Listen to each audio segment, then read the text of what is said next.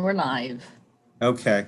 All right. Good afternoon, everyone. Welcome to the March 10th meeting of the Environment Subcommittee. Hopefully everyone got a copy of the agenda. You'll notice that 204 and 264 are back on the agenda because we had to get clearance about their fiscal notes, that notwithstanding their fiscal notes, we can still proceed. So we've gotten the clearance for both of them, so we can go ahead and consider finalizing them. So 204, Delegate Learman's bill.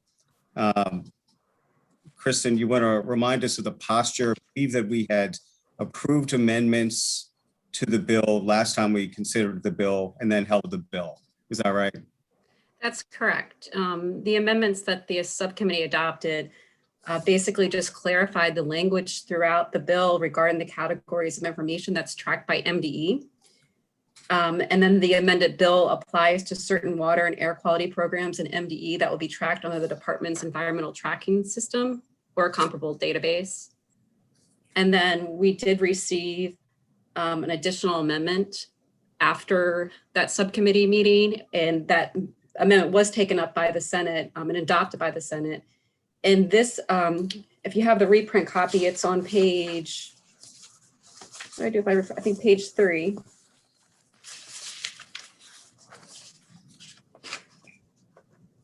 And so this amendment relates to the tracking of the inspection reports.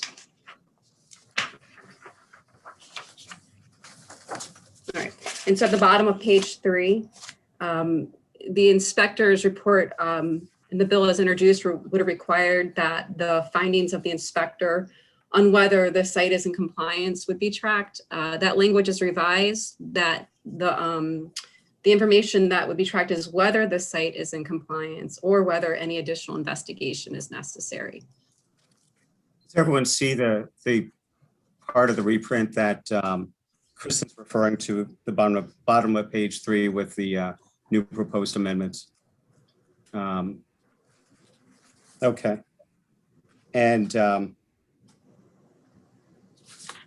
that is the only new proposed amendment to the bill at this point. Is that right, Kristen? That's correct. Okay. Any questions about this amendment? And if not, would someone like to move it? I'll move the amendment. Second. Okay. All those in favor of the amendment say aye. Aye. Aye. Aye. Opposed? Okay, so now we have before us the bill as fully amended. Mr. Chair, Yes. I just wanted to ask, I think James may have had a question. Can I ask? James McKittrick. Okay. Sure, James, go ahead. Yeah, I guess my understanding, correct me if I'm wrong, I don't know if the committee's been able to entertain the possibility of amendment related to DNR as part of the report on the aggregate conviction data and the database not being set up for that, and us not really having a timeline on when we'll be able to complete that requirement. So whether if the subcommittee would be interested in entertaining either intent language or contingency language, allowing us some reprieve from that reporting requirement until such time as we have the system and are able to actually report on that accurately, in a time effective and cost effective manner. Well, what do subcommittee members think about that? First, does anyone have any questions for James about the issue he's referring to? Yes, I do. Can you speak to where that is in the bill? Are you talking about the October 1st date? Yeah, that's correct. So the first report is going to be due at that time, and our understanding is that the MDEC data system under the judiciary is still very much a TBD for completion. So we don't really have a sense of when that's going to be when Right. that's going to be available to for us to be able to use to fulfill that Right. requirement, And I which know is I've had, one of the most critical pieces Right. I think for everyone. so is the question, so MDEC has been tedious. I talk to Judge Morrissey about this all the time. It's supposed to be fall of 2020. And so is it that you're asking a specific date? In other words, data as it's available can be, what you're saying is you want the authority to be able to report the data however it is that you can report it until you can report it robustly when MDEC is up and available, and yet we don't know that date. So can you offer I mean, Yeah. So to your question, I don't think that we can offer a date.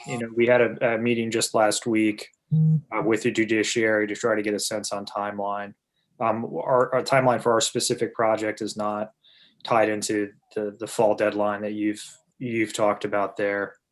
So I think I'm not committee counsel or anything, but I think that makes contingent language a little bit harder for the committee to entertain. But if there was to be intent language along the lines of, it's the intent of the General Assembly that, the aggregate conviction data, so they didn't, so I guess I'm confused. They didn't submit an amendment, James. I mean, if this was important, why didn't they just send an amendment? I mean, it sounds important, but I mean, what? Yeah. Where's the amendment? I think the amendment got lost in the shuffle with with the kind of the greater conversation on MDE, which I think is probably the bigger part of this bill, no doubt, given the fact that the committee's entertained this for a couple of weeks now. All right, I guess my last question is if that provision is not in the bill, are you able to provide this information per DNR? No, that's the short answer. We could cobble together semi-accurate information that we would have no faith in, and would not really be actionable for the purposes of the report. We would have to be done by hand, manually through case search, which takes time and resources away from the enforcement agency. Doing a report on enforcement, but yet we're spending our resources, in a kind of an odd backwards way. It's sort of ironic way, I suppose. Okay. Delegate Vaughn, I see your hand. Delegate Ruth had her hand up first, so let me recognize her. But before I do that, James, let me ask you, have you discussed amendment language with the sponsor? Yes. So, we've been in contact with the sponsor regarding, so they're aware of the situation. In terms of specific language, I've not, brought forward any specific language. There is no specific language at this time. I leave that to the discretion of the subcommittee on how to best approach, this issue. Okay. Delegate Ruth, I'm not to cut you off. I'm sorry. Delegate Ruth. Thank you, Mr. Chair. And actually, you asked one of my questions, which was, have they been in touch with the sponsor? Because I don't remember hearing anything about this before. But my other question was, given that it's already been moved out of the Senate committee, did you bring this up with the Senate also? We were not provided the same opportunity to give input as we are in the House. Usually their consideration sessions are closed to the general public, or unless you're, major proponent of a large bill. So we weren't given the opportunity. It was a part of our letter of information that was submitted to both this committee and the Senate committee. Okay, Delegate Stewart. Yeah, I was just going to say, I think I'm inclined. I mean, I'm sympathetic to DNR's concerns. I'm not opposed to adding some intent language at all, but I'm inclined to just move forward with the bill as planned right now, since we've been working on this for so many weeks as it is. And James, if you want to email me, I'll even volunteer. If you want to email me some draft language between now and maybe our Friday voting session, I'm happy to submit it to Kristen or whoever and get that drafted up, and we could consider it. And I would even present, maybe not even taking a position, I could present the pros and cons for the amendment at the full committee so that our non-subcommittee members feel like they're somewhat informed, and we could have a vote on Friday. But so in other words, I'm fine. I mean, I think it's a fine idea and I'm sympathetic. I want to make sure it doesn't hold us up today though, because we're running out of time before crossover. I would agree with that. Happy to do that, Delegate. I really Okay. appreciate your position. Okay. And Kristen, that's a process that would work okay in terms of presenting it at the full committee. I think so. Yeah, I think there's no, bright line. It's just, this doesn't sound to be very complex. I think it should be able to be easily explained. We can probably, get something drafted that's very clear. So process-wise, it should be fine. Okay. You can check in with Chair Barve just to make sure, but there's no issues with an individual member offering an amendment at a voting Right. session. Okay. It can just be explained that, this Sure. didn't come before the subcommittee, and now, you want to Okay. have it considered. Is everyone else okay with that process? Thanks for offering to do that, Delegate Stewart. Is everyone else okay with that? Yes, Delegate Ruth? Oh, thank you, Mr. Chair.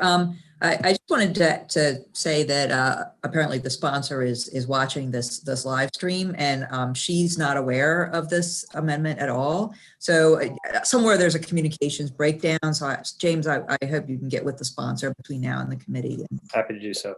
Thank you. Not aware of that, but thank you. Just another point on process too. We do, now I've had myself confused if this one has actually passed third reader in the Senate, but if we get the Senate bill, that's another, mechanism for. Other opportunity. We can add amendments then too. Right. Okay. All right. Well, Delegate Stewart, thanks for being willing to take the lead on this. So certainly coordinate with James and the sponsor. Sure. Okay. All right. So we have before us the bill is amended. Would someone like to make a motion? I'll move the bill. Second. Okay. Any final discussion, questions about the bill? All right. All those in favor say aye. Aye. Aye. Opposed? Opposed. Okay. All right. All right. Bill passes as amended, and as well as, again, pending this an amendment to address the DNR issue that we presented to the full committee. So, okay, House Bill 264. That is in sort of an analogous posture to 204. We had adopted amendments the last time that we took this up and left the bill as is. There is one amendment that I'm proposing. Kristen, could you remind me where that is in the reprint? On page 4, line 19, I believe. Right. Okay.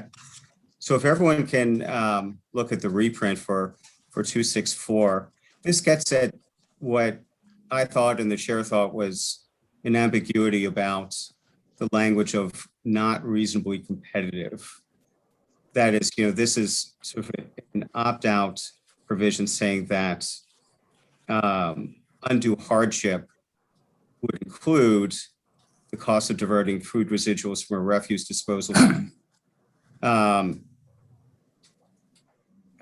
is not reasonably competitive with the cost of disposing of food at a refuse disposal system.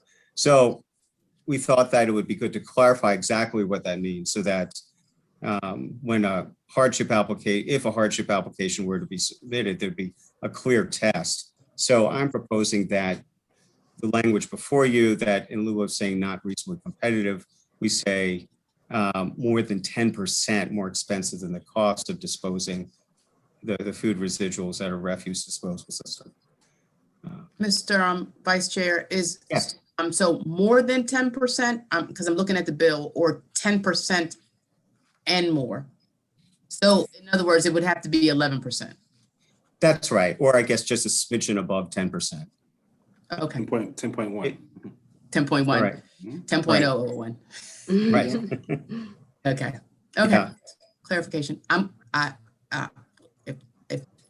I'm comfortable with moving the amendment. Okay, thank you.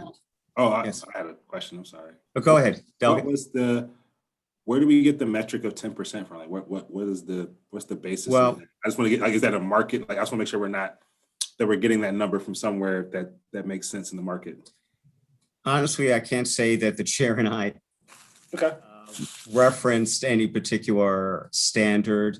It was just a percentage that we thought, well, that's sort of a material enough difference to say that, 10%, an added 10% expense is enough so that we would say a waiver for undue hardship could be granted. But honestly, Delegate, I can't say that, there's a precedent in code elsewhere that we reference. Okay, I was just wondering, hey, 10% gets me to the store, like, get 10% off, I'm there. If something goes up 10%, I'm like, hey, Comcast, what's going on here? So I Right. think 10% is a fair. Okay. Okay, so Delegate Boyce has moved the amendments. There's a second. I'll I'll second. second my amendment. Okay. All right. Okay, thank you. All right. All those, well, let me just ask, any further questions about this amendment? Okay. All those in favor of the amendment say aye. Aye. Opposed? Okay, so we have before us the bill as amended. This amendment plus the others that we've adopted along. Can I move the bill? Sure. You want to move it? Second. I'm, Okay, so any further discussion about 64? I do want to thank Delegate Stewart for his help on this. Okay, so all those in favor of the bill, why don't we have a show of hands? In favor, raise your hand. Okay, opposed? Okay. All right, well, thank you. The bill passes as amended. All right, so the next bill is one that hasn't been, HB 807 hasn't been on our agenda before.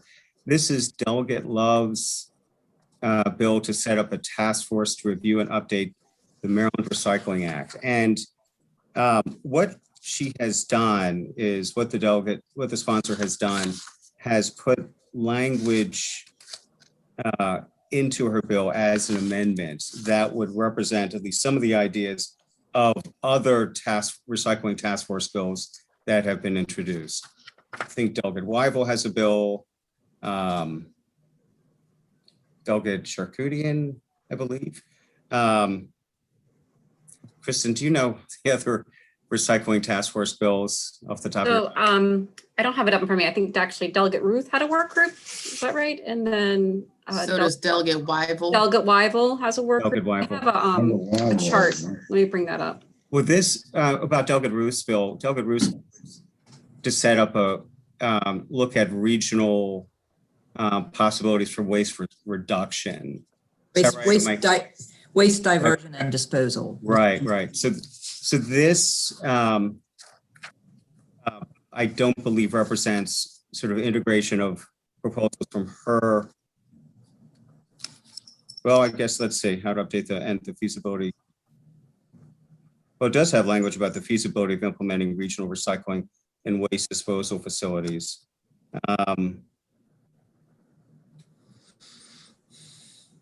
So perhaps her intent was, Delegate Ruth, to include language from your bill. Mr. Vice Chair, can I also add Yes. how this intersects with your past bill about marketing? It doesn't directly overlap. It's more, the way I understand this bill is it's more forward thinking in terms of how to tweak or possibly amend the Maryland Recycling Act. And to make recommendations on disposal facilities. So it's more sort of practical on the ground recycling ideas, plus possible changes to the Maryland Recycling Act itself. What's eligible, reporting, percentages that are required for local jurisdictions. That would be sort of, I guess ideas that might be considered under that part of the task force. So it's a long way of saying I don't think that there's overlap with the bill I had about studying market possibilities. Mr. Chair. Yes. Thank you, Mr. Chair. I don't believe that this addresses the concerns in my bill as well. My bill is really focused on the region, and it's not just recycling. It looks at whether there needs to be a waste disposal facility, where that could be sited, how the counties in the region can work together to develop markets and networks. So it's really much broader than this. Okay. It's narrower in the sense that it's a region, but it's broader in the topics it covers. Sure. Okay. Thank you. So Kristen, tell me again, I'm sorry, in subcommittee, Delegate Weibel has a bill, recycling task force bill. Who else did we say? Other than Delegate Ruth's unrelated work group, Right. it was just this one, Loves and Weibel. I don't think there are other. There isn't another one. Okay. No. Okay. Well, then I guess it must be. It's still Delegate Weibel's bill very quickly. Kristen, I believe it's Weibel's bill that the House Bill 1103. that is represented, parts of which are represented in 807 now? I think that's the intent. Okay. That bill comes from the work group from this summer. Delegate Boyce, you mean HB 807 does? No, well, maybe hers does as well, but I'm saying Weibel's bill is Weibel's bill did. as Okay. well as probably definitely not going to speak for Delegate Ruth, but probably from Delegate Ruth as well. We're all on the same page here. It's not lifting direct language. It's just more the concepts. Okay. Yeah, and I just wanted to put this on the agenda for discussion, so we certainly don't have to make any final recommendations one way or the other.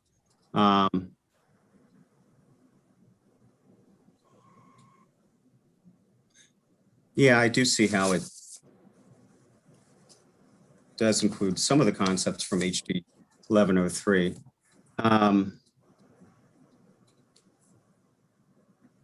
Okay, and I guess the amendments also broaden the representation on the task force to include Trash Free Maryland, Environment Maryland, and the Sierra Club. So, okay, any thoughts, any discussion about? So are we saying that these bills are definitely different? You mean, Delegate, you mean 807 and 1103? Are they? Yeah. Yeah, I think, and I guess I should have probably gotten more specific information from the sponsor, but my understanding was she was trying to consolidate, I guess, just that one bill, Delegate Weibel's bill, not in its entirety, but at least include some of the ideas from 103 into this. Since they were, they related to the same general concept of, let's see. His to study recycling and the processing of solid waste. And hers initially was really just focusing on, Delegate Love's 807 was initially focusing just on updating the Maryland Recycling Act, but with her amendments, she's broadening to include recycling and waste systems, and to make recommendations on some related items about regional recycling and waste disposal, cost sharing opportunities, developing service networks, et cetera. So it does include, her amendments to 807 to include some of the concepts in Delegate Weibel's bill.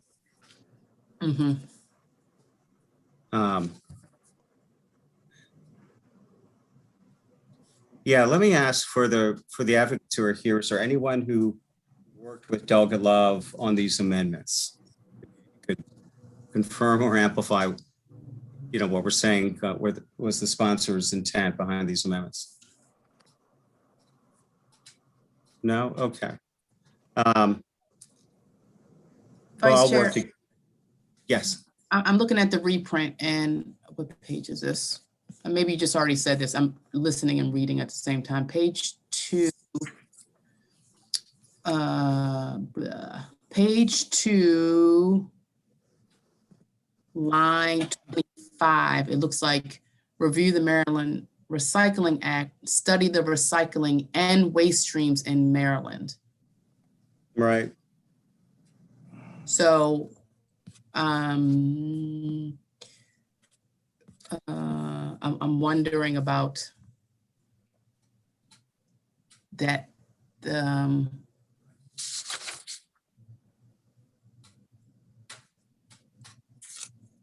recommendations are also expanded, that the recommendations are to require recommendation Looking at that. feasibility of implementing regional recycling and waste disposal Mhm. facilities, including the locations of possible facility sites, including the potential for reuse of abandoned facilities within the state. And those two concepts are from the Wyville bill. It's not prescriptive as the Wyville bill. Yeah. That's the concept is lifted from there. So I Right. think that's Go ahead. interesting, considering if the task force is supposed to look at these things and then potentially come up, or are we already going to tell them what they should already be looking to do?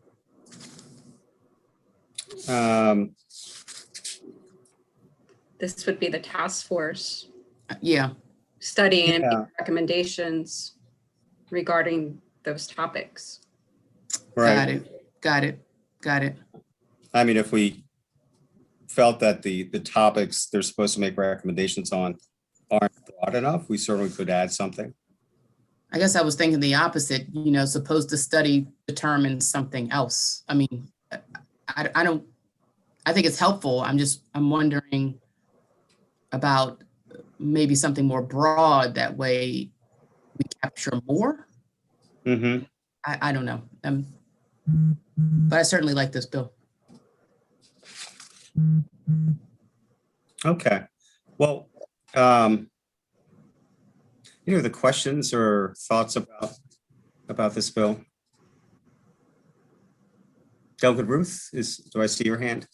Yeah, Yes, okay. Yeah. thank you, Mr. Chair. So actually with the amendment, it does have some similar language to my bill, but doesn't cover everything that my bill covers. And for example, it doesn't mention phasing out incineration, which is, I think, an important goal that's in my bill. And, I would, because this is I would certainly want to talk to Baltimore County since my bill came from Baltimore County, before Right.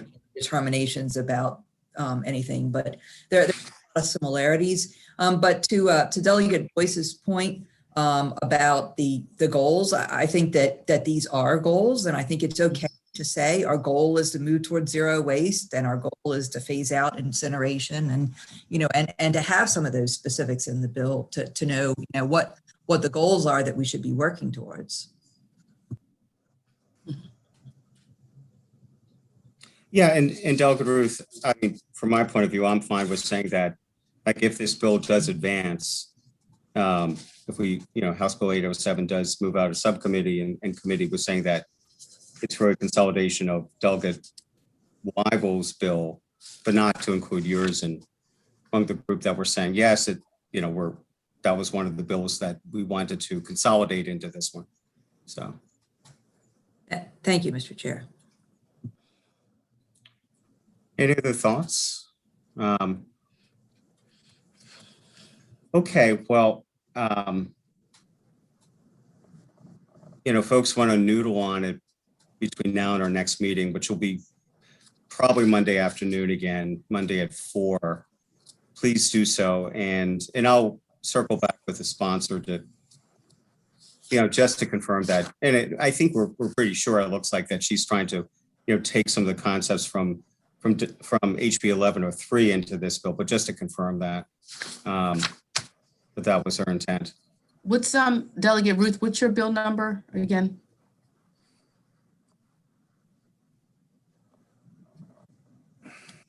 You're. Sorry, I was muted. I believe it's 1094. That's correct. Thank you. Okay. So are we good with 807, our discussion of 807 for now? Okay. All right. So then last item is to continue the discussion about the Climate Solutions Now Act, my HB 583. So everyone has access to the summary, and there was I did a revised summary reflecting amendments from the Senate. It's, as it came out of committee, it's on the Senate floor now. Probably will be passed out by the end of the week. So I've incorporated a number of the amendments into this summary. So if you have that summary, I wanted to pick up on page 3 to talk about Empower Maryland. Now Empower, that is a program whereby I believe it's set up under the O'Malley administration, where utilities are to, for the purpose of trying to reduce energy consumption, they're to attain annual energy savings in sort of the gross power that utilities sell on a year-to-year basis. And it's achieved in good part through energy conservation programs that utilities implement and market and approved by the PSC. So up to now, it's been 2%. This bill initially increased that annual energy savings from 2% to 3%. They were scaled back in the Senate to the percentages as is indicated in the summary. So it would be 2.25% per year for 2024 and 25. Then it goes up to 2.5% and be 2.75% per year starting in 2027. So this is something that is within ECM's jurisdiction. So it's not something that that we deal with directly in ENT. That's one of the reasons why the bill is jointly assigned with ECM. Any questions about that? Okay, community solar tax exemption. The next item, community solar. Again, I mean it's something that's within the purview of ECM, but as you probably know, community solar was authorized by the state a few years ago, and the idea is that a solar project could be made available to individuals who can't put solar on the roofs or otherwise don't have direct access to solar. Maybe they're an apartment, they're a tenant in an apartment building, or they've got a condo. So the idea behind these community solar projects is that the developers sell a percentage of the power that comes from that project. It could be 1%, it could be 2 solar panels, whatever. They're sold to ratepayers, to individuals who otherwise have a utility bill, and return they get a credit on their utility bill for the power that's generated from the share that they have purchased.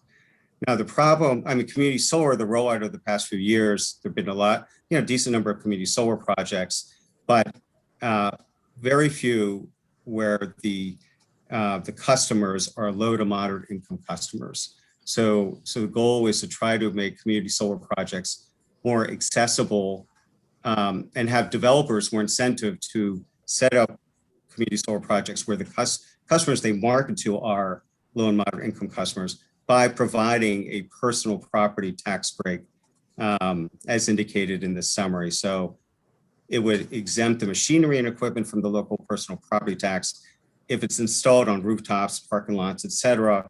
And as part of a community solar projects, more than half of the power of which is for low and moderate income customers.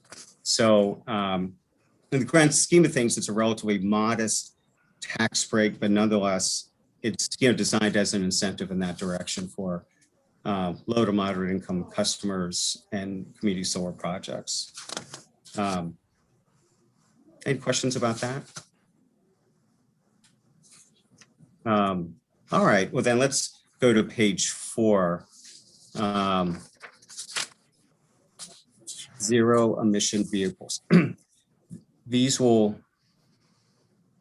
provisions will look familiar because the bus section in particular, the zero, excuse me, the zero emission bus section is identical or very similar to Delegate Corman's bill, which has been before us, which would require electrification of the MTA bus fleet. So as you can see, what this provision says is that beginning in fiscal year 2023, any new bus acquired by MTA must be a zero emission bus. And the goal is, as MTA cycles through its fleet as they purchase new vehicles to replace older ones, they all must be zero emission buses. And the bill does establish a number of reporting requirements. It's indicated there, schedule for converting the entire state bus fleet to zero emission buses, an evaluation of infrastructure needs, because certainly that's important as MTA is deploying more zero emission buses, it's going to need to have the infrastructure for charging and maintaining of these buses. It's our estimate of emissions reductions, and the cost of the buses is to be paid for from the Transportation Trust Fund.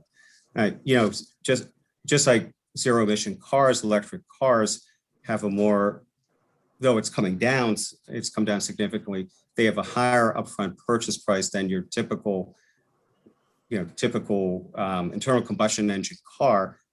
Same thing is true with buses, but the idea is that the savings on maintenance and serving on fuel would offset that increased cost. But nonetheless, the upfront cost will certainly be different, will be higher, so the cost of the buses would be paid for from the Transportation Trust Fund. Any questions about that? And Jamie, I see Jamie DeMarco is on the call. Jamie, after I get through the zero emission light duty vehicles, I'm going to ask you to chime in to amplify anything I've said or add to anything that I might have left out. So the next section is zero emission light duty vehicles, whereas the Senate has amended it to be a little bit more limited in the description to say passenger vehicles that are purchased for the state vehicle fleet. I think the state has 4,000 light duty vehicles in its fleet now. So the goals as amended in the Senate for purchasing zero emission light duty vehicles have been scaled back. Initially, it was going to be 50% for the first 3 years under the bill. 50% of light duty vehicles must be zero emission vehicles. Scaled back to be 25% during those years. And again, it's just passenger vehicles. And then fiscal years 2025 and 26, initially the bill said all light duty passenger vehicles purchased for the state fleet must be zero emission, but that was scaled back to 50%.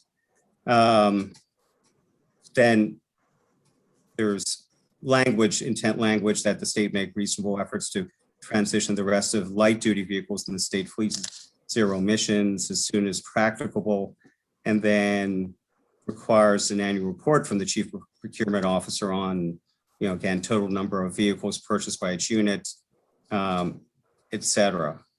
I should say the cost against sort of the marginal cost for purchasing zero emission vehicles compared to the cost of your gas powered car would come out of the Strategic Energy Investment Fund, which is funded mostly with RGGI proceeds, the regional greenhouse gas emission.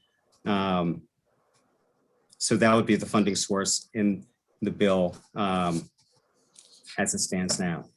So Jamie, do you want to add anything to what I've said about these provisions so far? I think you've covered it really well, Delegate. And thanks again for introducing this bill and being its lead sponsor. We really, really appreciate that. I think this is a really good bill. It reduces our greenhouse gas emissions to net zero by 2045, which is in line with what the Intergovernmental Panel on Climate Change has said is necessary, as well as what MDE has recommended. MDE has actually recommended changing our greenhouse gas goals to be net zero by 2045. So that from the highest levels of government to our local government, this is bringing us in line with what the science and experts say we need to do. And it's doing it at no cost to the taxpayer. The funds we're using our existing funds, and we're being very careful not to step on toes of other uses of those funds and to use it in a way that's compatible with other needs. And this has been vetted line by line through the 2 committees in the Senate, and it passed, or it is going to third reader on the Senate. Today we had final debate on amendments on the Senate floor. So I think a lot of thought has been put into this bill, and I appreciate everyone's support. Happy to answer questions. Delegate Ruth, do you have a question? Yeah, thank you, Mr. Chair. I think I know the answer, but I just wanted to clarify. Beginning in FY 2027, 100% of passenger vehicles must be ZEVs. Is that 100% purchased beginning in that year? It doesn't Yes. doesn't mean 100% of the fleet. Correct. Okay. Well, actually, let me confirm, Jamie, that is, Yeah, it's new vehicles. understand. It's as the fleet turns over, 100% of new vehicles starting in 2027 will have to be all electric. We're not early retiring vehicles that are part of the fleet. Thank you. okay. No, good question. It's somewhat ambiguous. It's as written in the summary. Okay, any, Delegate Gilchrist? Thank you, Mr. Chairman. So Jamie, you said that reducing it to zero by 2045, net zero, was in line with the IPCC? Yeah, and what they have recommended for wealthy states and wealthy nations. Oh, I see. Thank you. So, yeah, that was going to, well, actually, before we talk a little bit more about the emission targets, any other questions about the vehicles, sections, community solar, or Empower? Okay, well then, the next portion of the summary, and as we've been discussing, as Jamie said, does set new targets for emission reductions. Currently, the last legislation from us, I believe, was 2016, where we set a goal of 40% reduction by 2030. So this would up it to 2030, I mean to 60% by 2030, with a final plan due by the Climate Commission on how to achieve that by the end of next year. And then it would take us to net zero by as we've been saying, 2045. As we've been saying, it's in line with the recommendations of the IPCC, all leading climate scientists, as to what we need to do, both on a state level as well as national, international, to avoid the most serious impacts of climate change. And I do want to say net zero means that by definition, it doesn't mean there are no emissions. It means that whatever emissions are happening are being offset, be it through carbon sequestration, through natural solutions like tree planting, agriculture. And I'll get to this in a minute.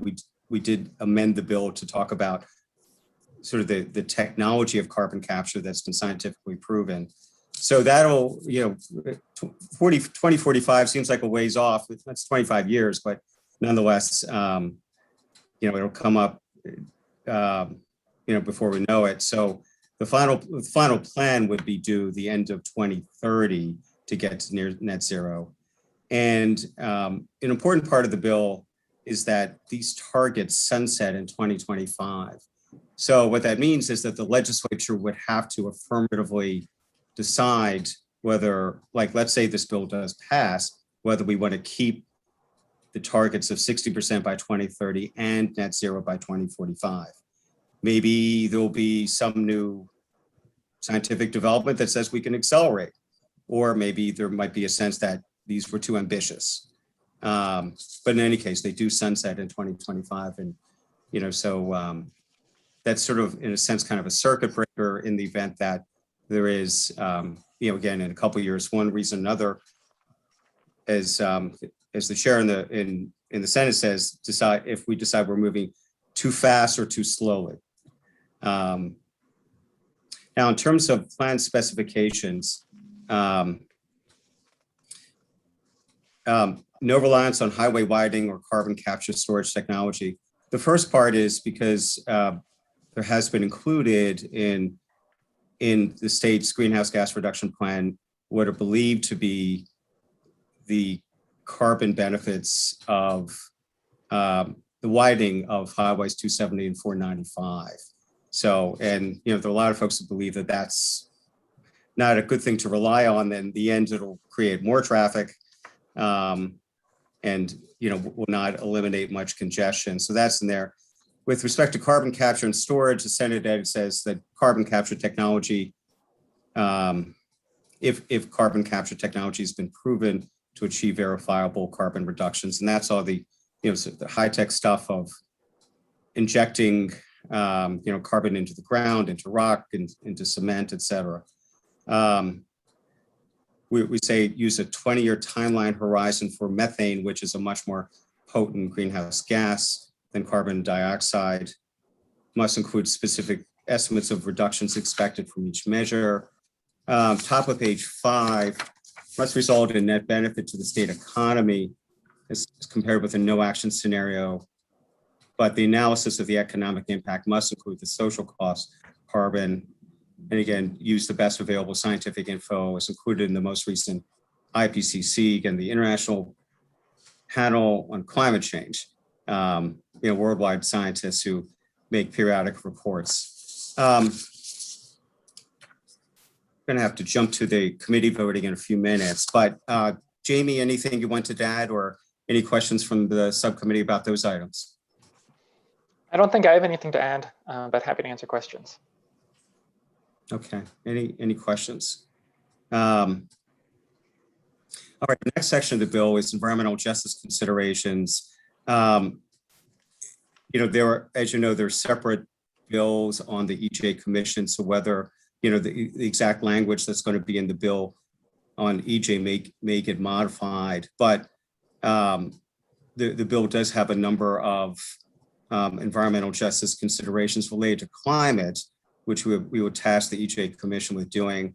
First is identifying a methodology to identify communities disproportionately affected by climate change, develop specific recommendations to address EJ concerns, reduce emissions of greenhouse gases and co-pollutants, and build resilience in disproportionately affected communities. So again, the focus here is really on climate impacts in disproportionately affected communities, which are primarily low-income communities and communities of color. It would set a recommendation goals for the percentage of state funding for measures related to reducing climate change that should be used for the benefit of these communities, hold a number of public meetings, report findings, and then number sort of items for MDE to report. Any questions about that? Mr. Vice Chair, Yes. I'm hoping we can still work on this section. I've told you before my concerns with this as it relates to Delegate Bridges' kind of reform bill. Just distinguishing the fact that the commission is not a regulatory body or a study body or a governmental agency, and wondering how these switch off to the agency, not necessarily the commission's responsibility as the commission recommends. Yeah, no, that's a very good point. And I know in our discussions about other EJ Commission bills, it's an important point you brought up. Perhaps we can have a conversation with Jamie if you'd be willing to discuss that idea of, again, the concept that the EJ Commission is not a regulatory body. What's the best way to have sort of climate issues addressed? So short answer is yes, Delegate Boyce. Happy to continue that conversation with you. Next item. We've worked very closely with Delegate Bridges on this bill, and he's very supportive. Okay. So the next is a just transition employment and retraining working group. The idea is that we know that there are going to be transitions and potential dislocation of workforce that works in the fossil fuel related industries in Maryland. So the goal would be to set up this working group to advise on various issues and opportunities related to the transition to a clean energy economy. Knowing again that this transition will not be a completely, for the workforce in the fossil fuel industry, many of whom have good paying jobs, will not be a seamless one. So, how can we make that transition smoother? And maybe just the last point I'll talk about, since we're getting close to the end of our meeting, is a section on monitoring methane emissions from landfills. As we're saying, methane is a very potent greenhouse gas. And methane, as we know from discussions on other bills in committee, that landfills emit a lot of methane. And a lot of concern that the reported methane, which is factored into calculations of emissions and greenhouse gases in the state, are underreported. So this has a provision that says that methane emissions data acquired from aircraft observations, which do take place, exceed the ground level emissions data. Anyway, then the landfill operator has certain responsibilities. Yeah, so why don't we, Ruth, do you have a question? Yeah, just a quick question. Thank Sure. you, Chair. The Just Transition Working Group, I assume that has labor represented on it? Yes. Thank you. Jamie, off the top of your head, I can pull it up on the bill, but the types of groups that are represented on the Just Transition. I mean, building trades, AFL, CIO, steam fitters, pipe fitters. Yeah, I could look it up too, but we put a lot of them on there. Then labor asked for some more to be put on. They actually asked for the Chesapeake Climate Action Network, where I work, to be taken off the list, which we agreed to. So labor's had input on who's on that, and it definitely includes. Thank you.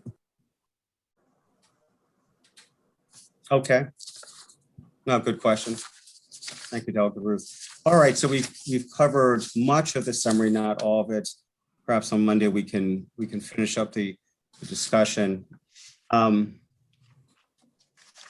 With that, I guess we'll wrap things up and then transition to our voting session. Any last comments or questions for the good of the subcommittee?